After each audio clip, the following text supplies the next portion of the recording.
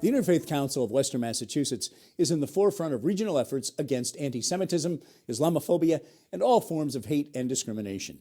Council President Professor Martin Pion and Treasurer Attorney Mary Johnson came in to talk about that work.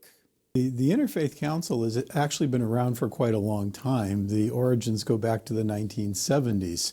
But as environments change, the expectations and the work that we need to do also changes. So this has been probably the most active time in the history of the Interfaith Council, just the current environment and the current experiences. So a lot's going on. With regard to the membership of the Interfaith Council, currently the Jewish faith, the Islamic faith, a large cross-section of Christian denominations. We have a Buddhist delegation and members of the Baha'i community and the Unitarian Universalist Society. So we're a pretty expansive group. We are also open to including other religious denominations should they have the critical mass to find somebody to represent them to the Interfaith Council. And we're always looking to see what's going on and what we could do. Of late, the Interfaith Council has spoken out and acted pretty directly to talk about some things going on in our country. There was a vigil you held at the Jewish Community Center of Springfield in response to what were a series of threats, bomb threats phoned into Jewish facilities across the country, including here in Springfield, and also desecration of Jewish cemeteries. You said we stand in solidarity and support of our Jewish neighbors. Absolutely. Well, whenever something like this happens, what it causes is not just headlines in a newspaper. It causes real stress for real people. So people's lives are changed because there's a sense of anxiety, the possibility that something bad might happen to them. It's particularly difficult for young children. So one of the concerns that we have as an organization is to try to be present to groups of people so that they realize that there are lots of people around who really do care and who really want to support them. And that's one of the areas that I would say we have seen significant growth in terms of activity during this time period. Mm-hmm. Mary, you might want to make reference to the event at the mosque. Yes, that was there was so much encouragement from people. You know, we love to see, you know, as a member of this community, as a member of the Islamic Society, it's just so heartening to see everyone coming together. It's like the silver lining that, you know, hopefully takes over the cloud, eventually becomes sunshine again. And it was just packed full of people. It's wonderful to be planning an event where there will be food served and trying to figure out how you can't use the tables because there are going to be too many people, you know. That's a wonderful, problem to have. And that was the case. And we still had standing room only. It was just, I can't describe it as just being magical, you know, and all the love coming out of that. And in standing in solidarity with our Jewish neighbors, I feel that very deeply. I have a lot of neighbors who are Jewish and of various denominations within the Jewish faith. And it was an opportunity that I wish I had done earlier, and I encourage everyone to do, but I was able to reach out to some of my Jewish neighbors I'd never met before. Just said, hey, we stand with you, you know, let's be friends through this. And they were so welcoming. I mean, coming, you know, come into the house and, you know, have some food with us. And now I have new friends. And I encourage everyone to do that. You know, if you know someone in your community, reach out, because that face-to-face contact is really where the solidarity is built.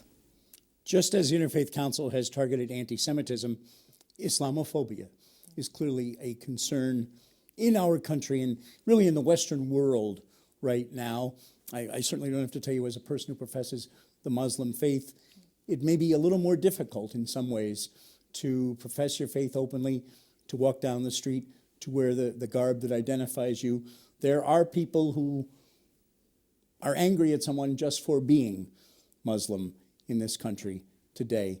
It's a concern for your community.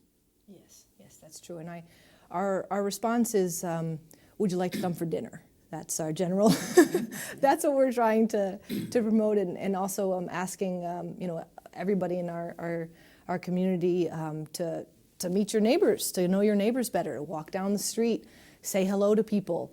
And I've been blessed that I've only felt overwhelming love from people. And whatever's been going on, I've been fortunate. I haven't been the target of any negativity, and I know that's not because I know that it's there still, because I know friends of mine who have been the target of such negativity. But yeah, we want people to get to know us. So, like anything, we think that if once you get to know us, we think that we'll all be friends, and you can share so much with people who are different from you. Marty Pion, is that what it's all about, really? Just, as simple as saying, come meet us, come talk to us, know us. Hate comes from, and fear comes from lack of knowledge. Ignorance. And I think that's very true. That's something that consistently the Interfaith Council has been interested in, because early on, a lot of our programs were educational programs, bring people together to learn about each other.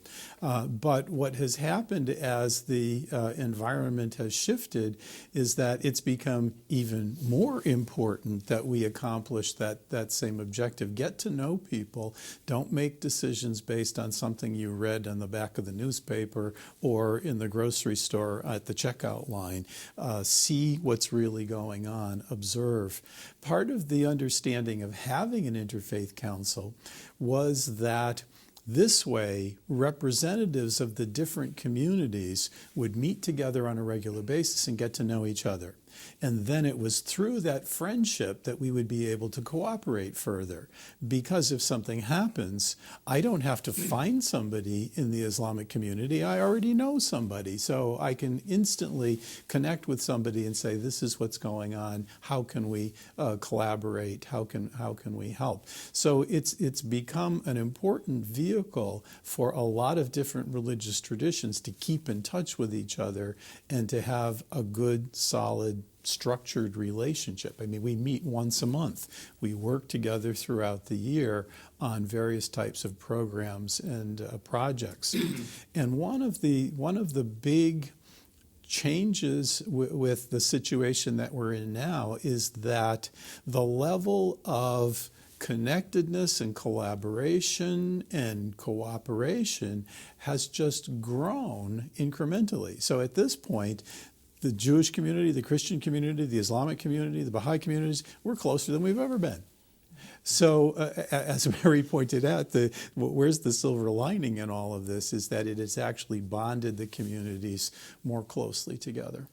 Believe it or not, so much more to talk about. We'll have to have you back. We are out of time, but Dr. Martin Pion, attorney Mary Johnson, thank you both so much for coming in.